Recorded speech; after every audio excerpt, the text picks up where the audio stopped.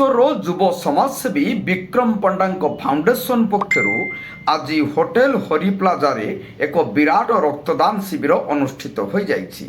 ଏହି ରକ୍ତଦାନ ଶିବିରଟି ସ୍ୱର୍ଗତ ଲୌହ ପୁରୁଷ ସର୍ଦ୍ଦାର ବଲ୍ଲଭ ଭାଇ ପଟେଲଙ୍କ 75ତମ ତୀରଦାନ ଦିବସ ଉପଲକ୍ଷେ ଆୟୋଜନ କରାଯାଇଛି। ଏହି ଶିବିରରେ ବାଲେଶ୍ୱର ଜିଲ୍ଲାର କୋଣ ଅନୁକୋଣରୁ ରକ୍ତଦାତାମାନେ ଆସି ରକ୍ତଦାନ କରିଛନ୍ତି।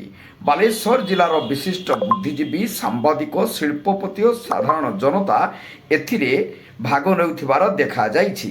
ବାଲେଶ୍ୱର ଜିଲ୍ଲାର ଏହା ହେଉଛି ସର୍ବବୃହତ ରକ୍ତଦାନ କହିଲେ ଅତ୍ୟୁକ୍ତି ହେବ ନାହିଁ।